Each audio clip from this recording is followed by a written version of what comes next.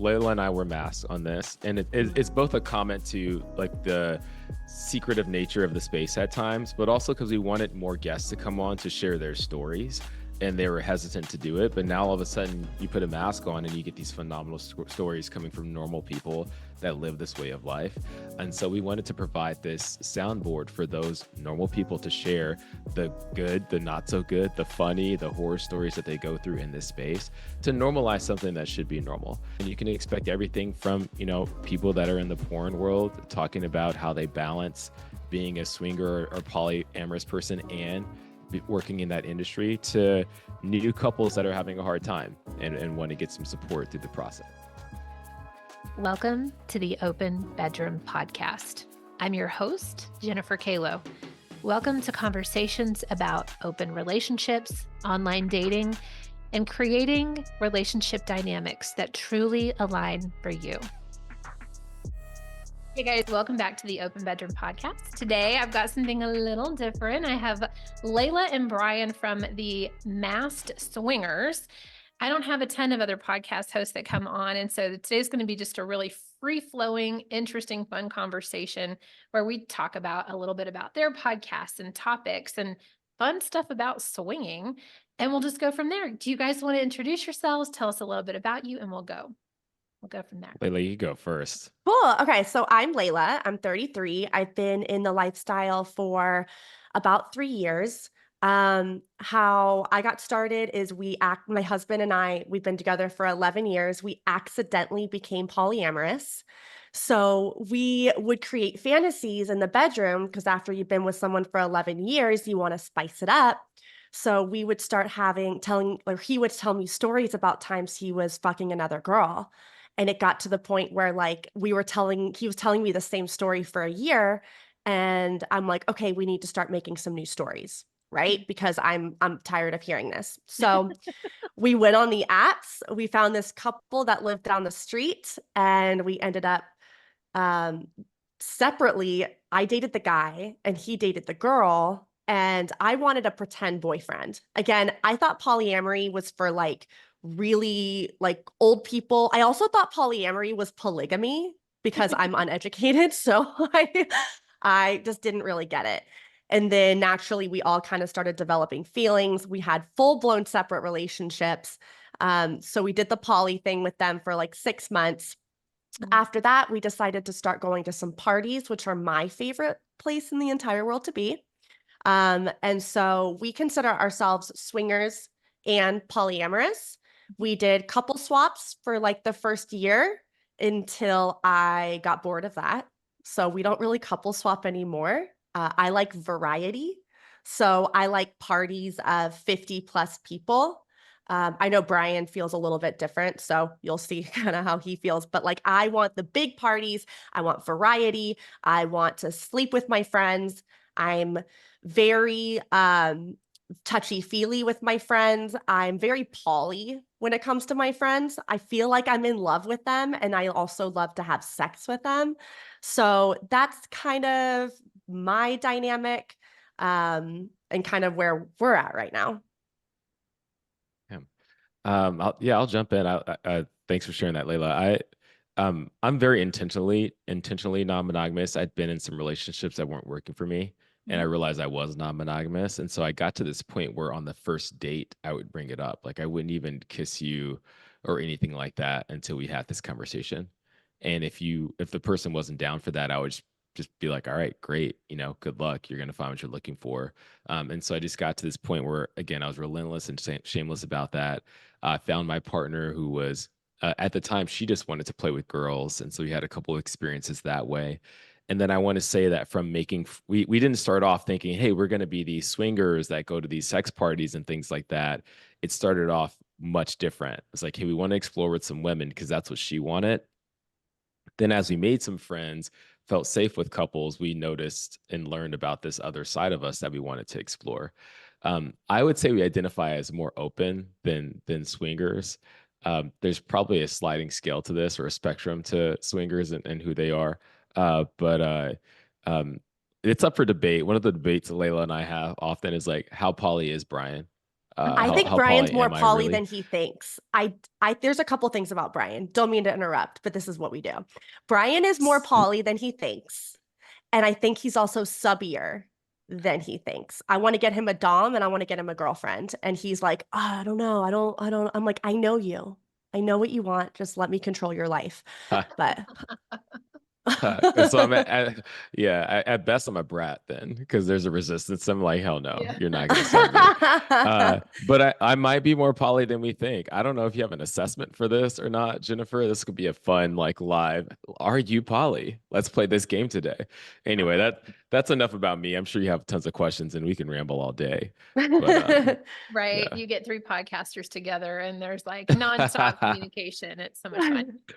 Right. So let me throw in mine. I don't even know if you guys know kind of what we do, but we're both poly. So my partner Scott and I are polyamorous.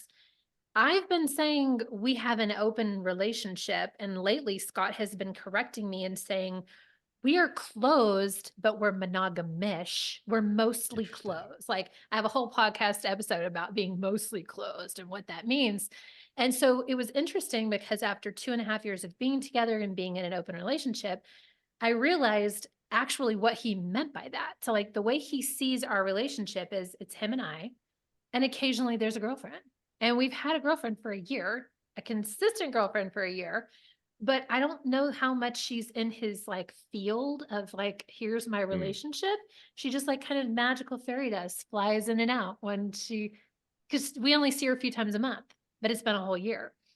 And for me, I am very poly. And so I think about like tentacles, like you're like have these tentacles of attachment for different people. And so for her, I'm definitely very aware of her in my life. Like I think about her throughout the day. What is she doing? Like, how's the job? And like, how's this other thing she's trying to start? And like, what's she doing? How's her daughter? I don't know that Scott thinks about any of that. But I feel like interesting. I think it's a wiring. And I'm finding as I'm doing coaching with throuples, normally, or even couples, normally there's one person that is definitely more poly. They Huh. need the feelings, they need the connection before they can even feel turned on. And then there's one that's like, I'm a swinger. I don't need any of that other shit. I need spontaneity. I need like the cafeteria, which Layla, you're more like that. And bringing those two together into harmony is always a challenge. Yeah, that's how his wife is. So Oh that's how God. Brian's wife is she wants spontaneity. Like so much so that so Brian and I we've been like really close friends for a couple of years now, and we also work together on other projects, and we had decided earlier on that him and I are never going to hook up just so we can stay professional. That has since changed, and we've had sex with each other one time and it was glorious. It was fantastic. And like we've hooked up a little bit here and there. And it's to the point where I'm like, okay, Brian, like I want to hook up with you and your wife again. And he's like, it has to be spontaneous. And I'm like, okay, well, then let's create something spontaneous. And I'm like, okay, well, I guess that really defeats the point of spontaneity, right? So I'm like, okay, what if we manipulate this and I run into you guys somewhere and it's like, oops, like I just happen to have a hotel room down the street. And he's like, no, my wife would catch on to that. And like, that's not chill. Whereas Brian, I think that you kind of fall into more of what Jennifer's talking about in her category, where it's like you want a deeper connection with someone before play, right? I have the most fun with people that I know already, because like I know what their like I remember, like, is it their left nipple or their right nipple that's more sensitive? Like, do they like, soft touch on their clit? Do they like it to be sucked, right? I kind of remember these things, and so I have more fun with people that I've played with before. It's not saying I don't play with new people. I absolutely do, but like I'm better off when I know them. My wife doesn't need to know your name, and that's how she operates. So to some extent, that's the more, stereotypical masculine approach to, you know, heterosexual sex. Um, but to Layla's point, yeah, my wife definitely doesn't want me to orchestrate the spontaneity.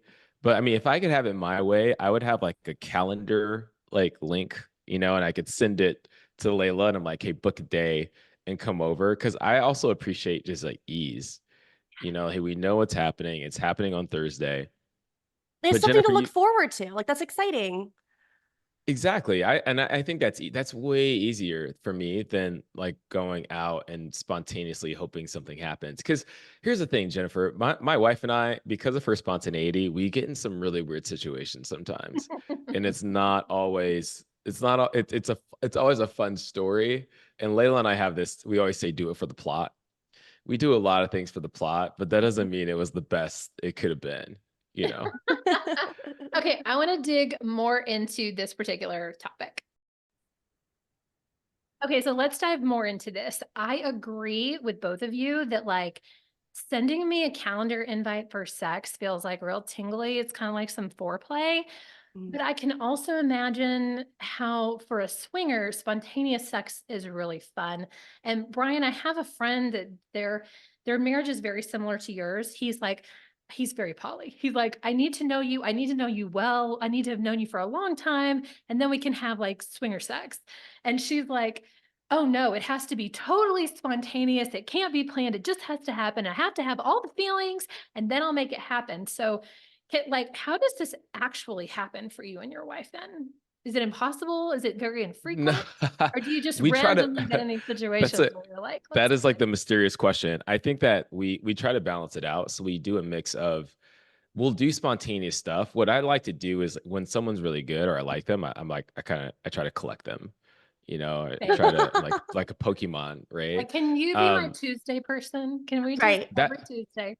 that's like the dream for me to have someone come over every Tuesday that's Same. consistent would be phenomenal. Or if I had like a white list of my wife saying like, hey, these people are fine, Yeah. that's great.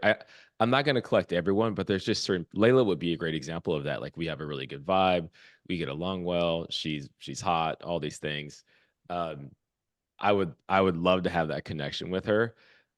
My the way it tends to work with my wife is like once she gets into the situation, it's fine. I think that the thought of the date and it going wrong and time wasted and stuff kind of overwhelms her to some extent. But once we get to a party or get to an event, you know, she usually is pretty down. Right. Um, I think though that her funnest times are not repeatable situations, right? So, for example, well, let's say here. Okay, so going to a bar and trying to find someone, that's tough, right? Going to a club, trying to find someone, those things don't work every time. But she rather swing and miss than not try at all. And I think that's just her preference, right? To like find someone in the wild, knowing that whoever we find might not be as good as the person we already knew. Mhm. So you're asking a great question that I don't fully understand either. I think we're going to try therapy together soon. We had someone offer this because Layla and I have been trying to unpack it for over a year now. Layla, what do you think? Well, I'm not well, I don't know because her and I feel and operate very differently. When I hooked up with Brian and his wife, it was after a play party. So they were driving through my town to get down to where the party was, which was further away. They picked me up, we go to the party, we're hanging out, having a great time. And Brian and I, again, have never hooked up, but we've always had this sexual chemistry, right? We've had this sexual buildup for years. And I'm sucking someone's dick at the party, and Brian's sitting next to me getting his dick sucked by his wife or someone else. And uh, his wife comes up to me, like cock in my mouth. She comes up to me and she's like, I want you to suck Brian's dick. And I went, is that allowed? Like, is it like, are we too good of friends now? Like, does he, and I asked her, I was like, does he want that? And she was like, yeah. I was like, really? So it was this really cute moment where her and I are sucking his dick, and it was like so pleasurable and so awesome. And then that was it. I go and have sex with someone else and they're, whatever. And we're driving back. It's like 2 a.m. It's really late. I had a babysitter at home with the kids, who she was sleeping until like the morning. So I was good to stay out for as late as I wanted. But I was like a little tired. I'm like, and they were both like, hey, like, do you want to come back up to our hotel room after? And I really wanted to, but I was like, am I too tired? Like, am I going to be able to perform well for them? Because I want to do well for them. And I was like, no, I got really nervous. And Brian doesn't see me nervous. I'm a very confident, outspoken, outgoing. And I was so fucking nervous. And I'm like, no, I'm just going to go home. it is what it is. And we get there, and as soon as we park the car, I'm like, do you guys want to like order food or something? And like, I don't know, I could go up to your room and we'll just relax and chill, and whatever happens, happens. And they're like, okay. And then we go up in their room and we all get naked and cuddle and just start playing, and it was so fucking good. And his wife likes it kind of rough, and so like that was fun for me. And then we finally ended up having sex, which was really great. And I feel like I've been trying to and that happened what, a couple of months ago, and I've been Yeah, trying to relive that with them and trying to she find has. scenarios to do that again, and she's not doing it. And so I'm like, okay, like Brian, if she's not wanting to be involved, that's fine. Let's just hook up, me and you. And where she's at with that is like no penetration without her there. Isn't that kind of like y'all's Hmm. agreement right now? Yeah. Yeah. And I think like well, this is important for people to know. Like my people's rules shift and like their boundaries shift and their Mhm. agreements shift. And so my wife and I started off a certain way when we were dating, then it closed up a bit more. Now it's opening up a bit more from there. And so it's been moving around. But I think part of the underlying thing here is like not every, because Jennifer, you said you're open. And I think we would define ourselves as open also. I think that in some of those swinger communities, it's hard to, when you're a picky person, it can be challenging because you may not be selective with who you form relationships with, or you can become friends with people, but you may not want to sleep with everyone.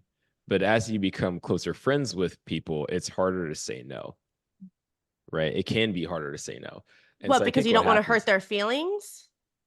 Exactly, right? So like Okay. my so for example, like my wife, I don't know, pick a random person. She may not want to sleep with them, but she keeps seeing them at, every happy hour or every birthday. Now, when they come up to the party, they're going to say, "Hey, do you want to play?" And it's on her to say no again and again and again. And so I think Mhm. sometimes for her, it's easier in the wild because she doesn't have that relationship dynamic with them. There's no power dynamic where like friendship has convoluted the ask, right? Mhm. And so if I really poked at it, I think that would be underlying, right? The whole thing. Does that make sense at all? Yeah, it definitely does. And I think like my coaching brain is always looking for what's meeting in the middle. If you have one extreme and you're not necessarily this extreme, but I am, like it needs to be calendared. I need to know when you're coming. I want to plan. I want to have a special outfit. Like, there's that. And then it must be in the wild. It must be super fun. It must be super spontaneous or it can't happen. And Hmm. so I think that there's a meeting in the middle, and then it can be two different things. It could be, let's do a hybrid. Like, let's know that we're going to meet Layla and it's going to be at a party, and who knows, it may happen, it may not happen, but like, we'll just show up. That to me is a meeting in the middle. Or it could be that you swap your deep desires for needing it to be calendared or your deep desire for it needing to be in the wild. And then it's not Layla in the wild, it's some random person in the wild, but she can check off her, I need excitement and cafeteria. Right. And you can check off your, I need to know that it's going to happen. Because I think a lot of times one of us needs the consistency, like our nervous system needs the consistency of knowing I'm going to have that fun. It's just going to look like this. Mhm. Right. And I think sex is most often better with people you played with before, right? I mean, would I either would of you agree love with to it? explore that topic with you guys. I Yes. Let's do it. Okay, I fine. Let's explore that. Let's explore that. Because I think my dream middle would Jennifer would be like a white, again, like a white list.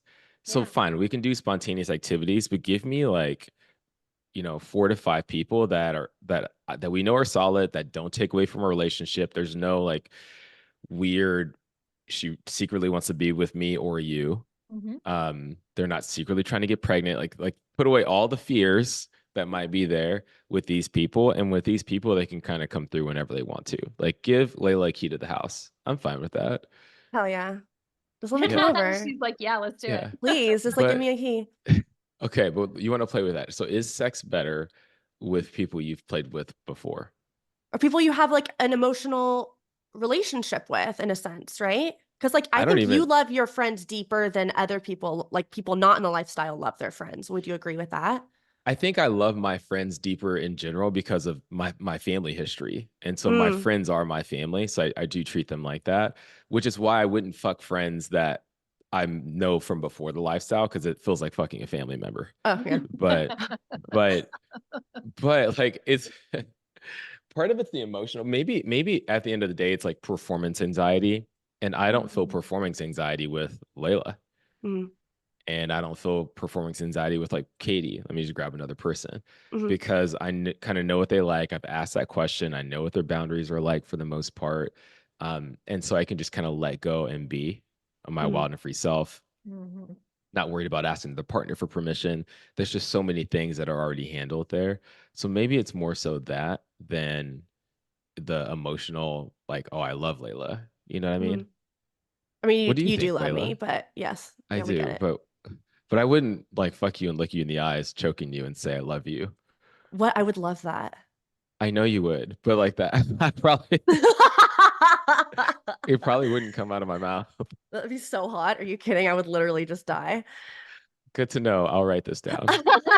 See, he's taking notes. He needs to repeat. So I think there's two reasons why I believe having, depth of intimacy versus just lots of sex is better. And one is what you just touched on. Like male performance anxiety is so big. I see a lot in our swinger groups. I see the men going like, how do you guys get past this? I take a shit ton of ED pills and then like I drink a little and I go for it. Like I make sure I'm not doing mushrooms. I make sure I'm not doing MDMA. Like these are all things that are going to kill my erection. So like I'm trying to just, and that's a lot to deal with. The Mhm. second for me, have you guys studied Kim Minami at all? Like her 3-hour sex date stuff? No. No. She is amazing. I've been following Kim Minami. I think she's Canadian. I've been following her for like a decade. She's older. She has like this incredibly fit body. She's the one that has the pictures of like, she's got something in her vagina that's really heavy and she does like amazing Kegels and that kind of thing. And so she's like, you Sounds can hot. lift anything with your vagina. Yeah, it's amazing. So she I'm talks in. about 3-hour sex dates. And most of my adult life, the first 2 decades, the first 2 marriages that I had sex kind of like a teenager or like a young 20 something. It was like 20 minutes or less. It was really for the man. Like I didn't really have a lot of fun. And then I got to this point as I got closer to 40 that I was like, I am missing a lot. Like I want to explore my sexuality and there's Mm, got to be more than this. Like there's two positions, like I'm on top or he's on top. There's never mhm, anything else. And I know how to make myself come. So like, okay, great. I feel taken care of. And then when I had this moment of I need more, that was when I first opened up my relationship with my ex-husband. And we had free passes. So we just kind of did everything and tried everything. And all of a sudden I met Scott, my partner now, and I met all these other men and I start having 2 and 3 hour sex dates. And I was like, what the fuck is this? Is this how yeah. adults have sex? Oh my God. Like I have been having like this unsatiating 16-year-old sex for 20 years. Yeah. And so for me, as we go back to the topic of is it better to have more sex with one person and really get to know them and feel safe with them? Our nervous systems need to feel safe. I'd pick a 3-hour sex date with the same person every week on a Tuesday versus, Mm. this is me personally versus Mhm, fun, sexy 10-minute sex in a, sex club any day of the week. But I want that depth and I want to feel satiated and I want to feel that someone knows my body mhm. and wants to spend a lot of time with it? Yeah, I think Brian can probably relate to that perhaps more than I can because I see the value in that. Absolutely. Like my poly side wants that, Mhm. but I just haven't found a lot of partners where I feel that type of safety.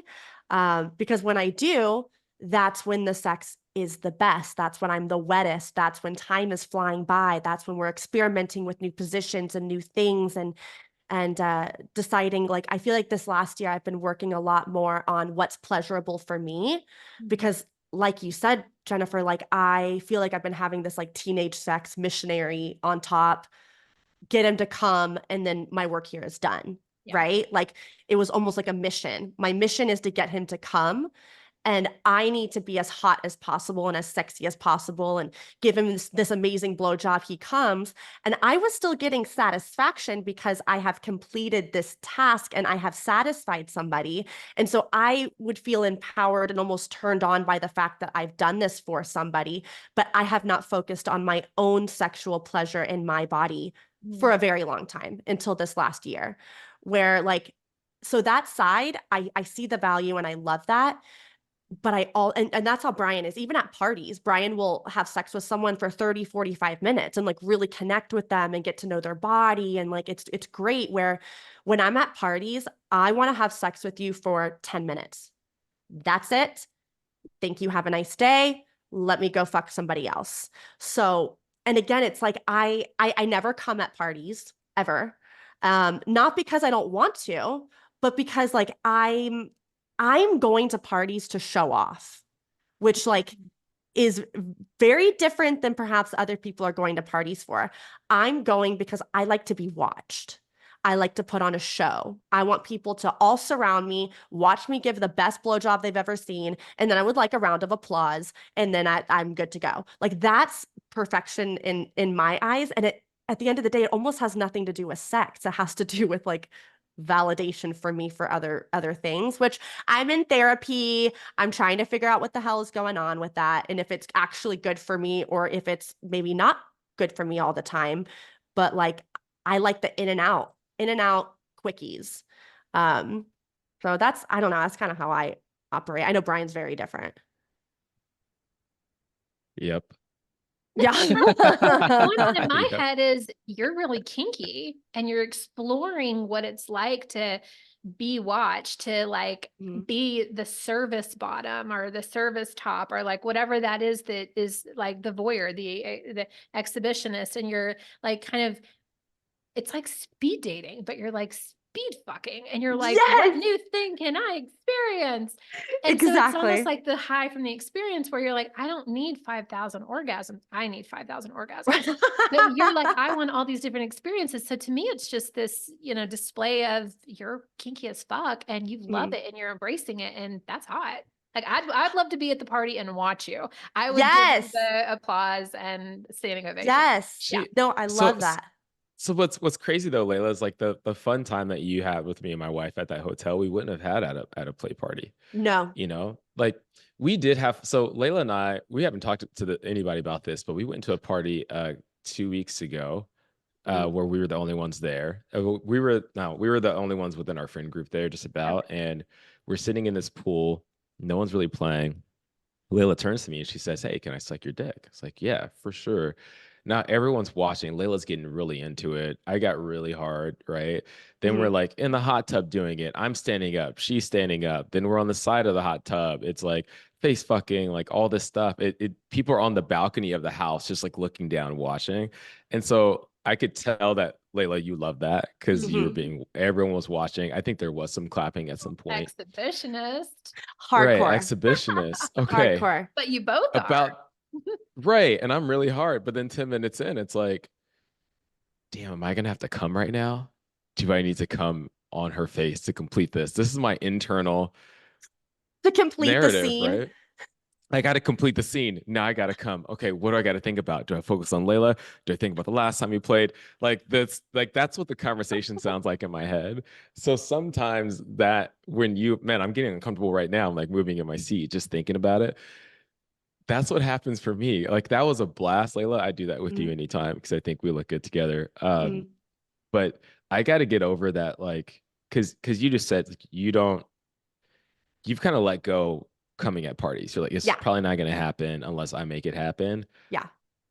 I still have an insecurity around that and I think it happens when I can tell the girl wants it a lot. Wants the pop, wants to know that you just talked about it a couple minutes ago. Like I succeeded, I sucked his dick, I got him off, I feel accomplished. I win. I get that sometimes. Right. And I get that sometimes at parties, and it's tough. I feel like I'm letting someone down. Okay. So like, could you tell because I sucked your dick for probably a good 20 minutes at least, right? Exactly. Like, and it was, and like look at Jennifer's face. She's like, and it was whoa, nonstop okay. too. Like it was like nonstop, like for 20 full minutes. I'm not breathing. I'm turning blue. But like I love it, right? Like I'm living for the cock. But it does get to the, to a point sometimes where I'm like, because I think I even asked him like halfway through, I'm like, do you want to come? Because sometimes these guys, they don't want to. It's early in the party. Some guys can only come one time and then they're done, right? So I asked him, I was like, do you want to come? And he was like, yeah, no, I do. And so we kind of moved to like a more comfortable position. And still, like, he didn't come, but it didn't bother me at all. Like, did you think that I felt let down at all? No, because it's you. Oh, yeah. Yeah, because it's you. But if it wasn't, and this is what I'm saying, if it wasn't you, Hmm. then that's why I'd feel more uncomfortable. If it wasn't someone that I knew well or that I'd played with before, and I Hmm. think this is why I'm most comfortable with someone I've played with before. Hmm.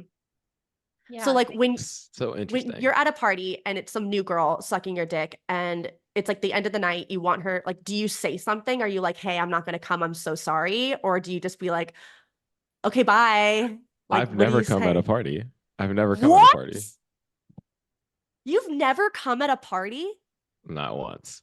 on purpose? Not, I mean, no, not really on purpose. Well, okay, so Jennifer, there's this, there's condoms. People are using condoms all the time, Oh, the right? And condom so thing. so it's harder with some condoms. I'm sure if I was fucking you raw, coming would be a lot easier, Got it. right? Got it. And so I Okay. have come in play situations, but usually those weren't protected because that was like someone we were playing with But do you not, over and over people again. aren't wearing condoms with blowjobs, really? Like, you don't come from blowjobs, really? Is that not like a I thing? don't. It's been like in my life. I want to say like 5 people have made me come from a blowjob, and now Layla, are you taking that as a challenge right now? I'm curious. Yeah. Like, the Okay. fuck? Are you kidding? Only 5 people? Okay, no, I love that. I love hearing that. It is a challenge. Where are you right now? What time is it? Where is your wife?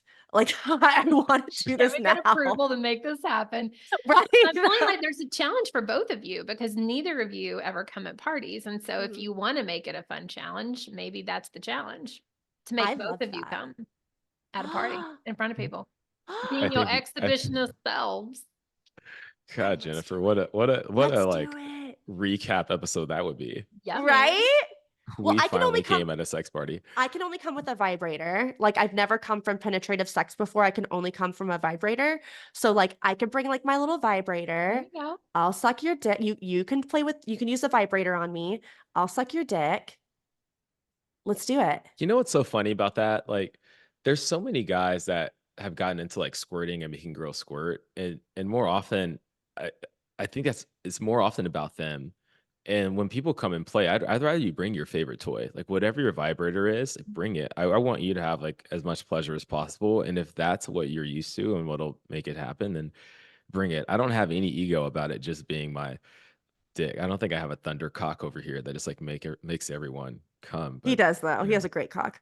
Jennifer, it's not about that. But The point is like, do you experience that, Jennifer, that guys have a either an unfair amount of pressure on themselves or this expectation that they need to make people come, otherwise they're bad in Oh bed? God, I feel like that's a mixed response because half of the guys are like, I don't really give a fuck. I'm gonna make sure that I get off, And mm-hmm. so they're not mindful of the female, and that's a problem in itself.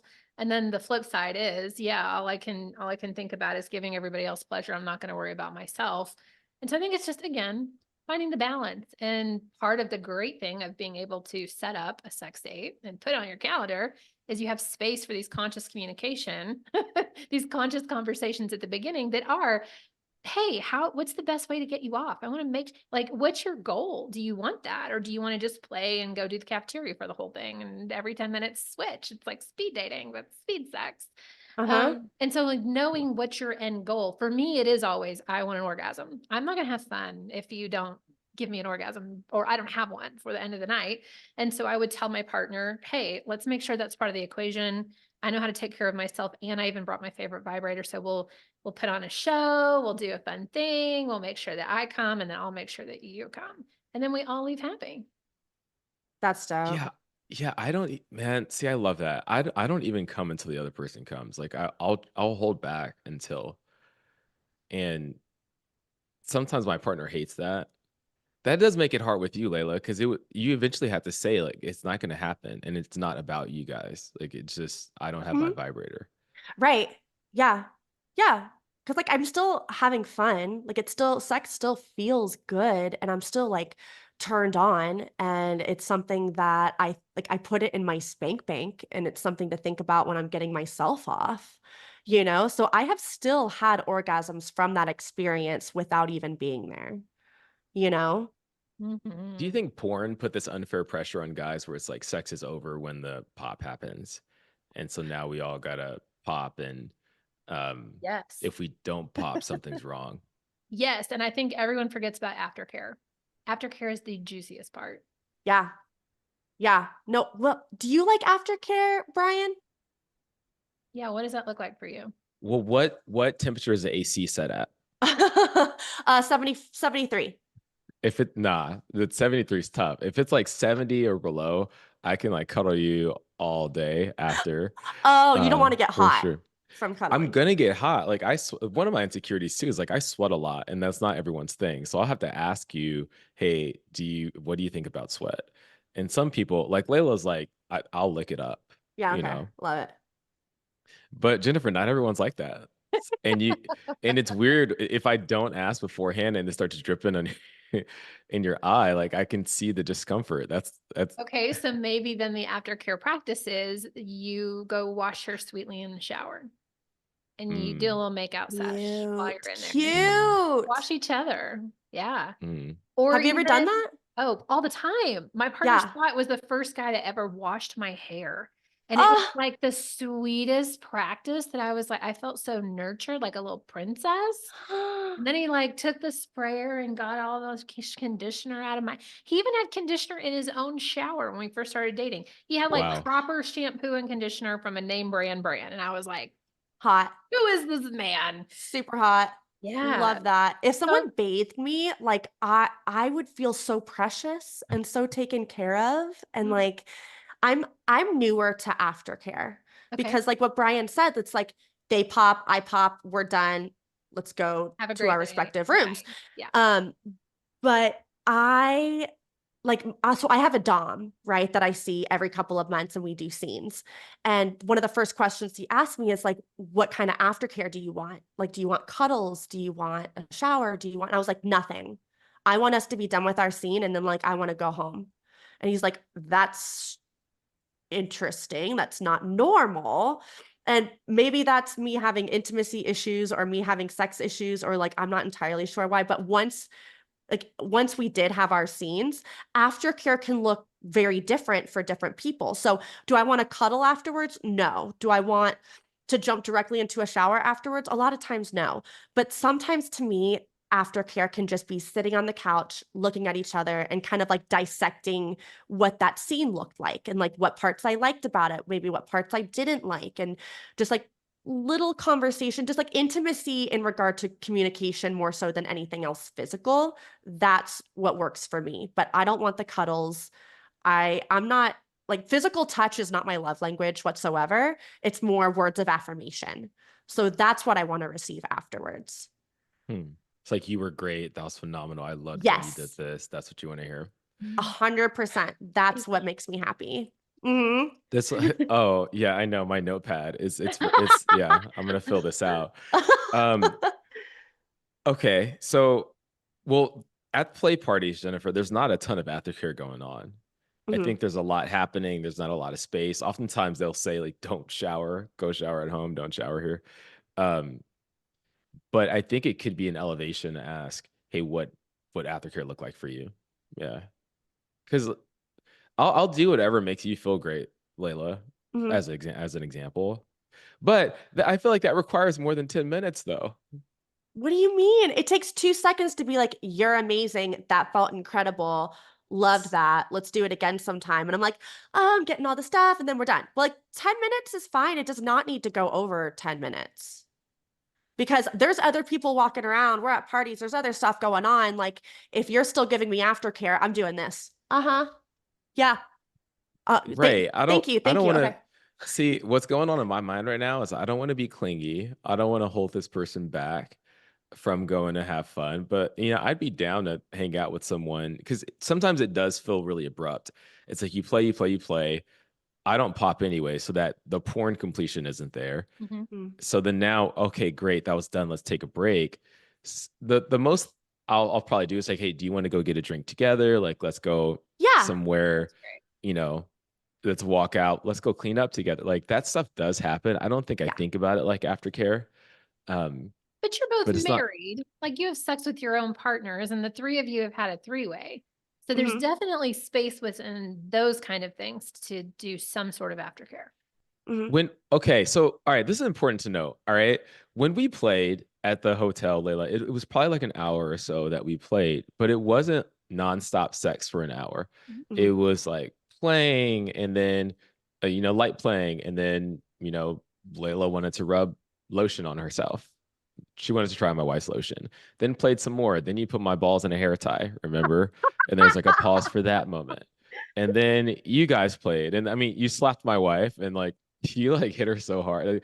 You like I beat the shit out of her, but she asked for you it. She was like, you're so right? Was funny. I too hard? It wasn't Jennifer. My wife wanted Layla to slap her, but instead of like hitting her in the face, she like hit her upside the head. It was Well, like a it's hard pop to like on this. I to think you couldn't measure your arm length versus her face.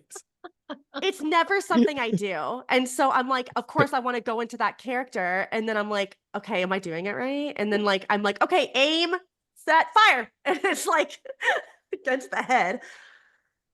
Ugh. But But no, it it was very wasn't. playful. Like when we had sex, it was Yeah. very playful. And that's the kind of sex that I love. Like lots of breaks in between where we're laughing. Someone told a joke, something funny happened, and it's light and it's airy and it's fun. So it's almost like we're providing aftercare during. So we have like during Yes. care in a sense. Yeah. Like in between. Is that a thing, Jennifer? Between care? I mean, I feel like it is for lesbian sex because it can last so long and you can have so many like back and forth sessions with each other that, yeah, there's a charcuterie board, there's some chocolate, there's some water, let's take a shower together and go do it again. Mhm. I don't know with like, I don't know that I've ever experienced in the middle care or whatever you want to call it. I would love a charcuterie board. Like give yourself some more energy to burn. Yeah. Yeah. I love charcuterie boards. That's my favorite thing. Well, obviously I like variety in my life, right? Like our last episode is called a charcuterie board of sluts. Like I that's love Yeah. that. that's what we want. I I had an have a awkward quick charcuterie aftercare. board. I have a quick Go ahead. aftercare technique you could do at a play party. So one of the things Okay. Scott does is he always cleans up his mess. So he'll go get like a warm washcloth. He'll be like, "Don't move, lay right there," and like I'm still all spread open. And then he'll like sweetly wipe me off with the warm washcloth. Sometimes he Mm. uses like a hand towel so the other part is still all nice and dry. And he like dries off all my little crevices. Uh-huh. And it's so nurturing. It's back to that, like someone washing your hair, washing your body, and also kind of taking responsibility for that co-created event that you just did. We're like, yeah, I just can't, I came all on your pussy. I'm going to clean that up, or Yes. on your chest or wherever that is. Yes. That also makes me feel really loved and taken care of because there's been plenty of people that have just thrown a rag on me, right? Right? Who wants Clean to have yourself that up. thrown at you? Ew. That happens like half the time. Brian, have you done that? No, I have not. I have You would not. never. I He's a always help gentleman. wipe down, always from front to back. My mom taught me that. Front to back. Yeah. Not the other way around. No. Yeah. Okay, Um, by the yeah. way, we're like wrapping up the last few minutes of this podcast, and I want you guys to talk a little bit about your podcast. I definitely want to link it below. And you guys have so many fun topics. Like, what can listeners expect from your own specific podcast? Brian. Yeah. Okay. So Layla and I were masked on this, and it's both a comment to like the secretive nature of the space at times, but also because we wanted more guests to come on to share their stories, and they were hesitant to do it. But now all of a sudden, you put a mask on, and you get these phenomenal stories coming from normal people that live this way of life.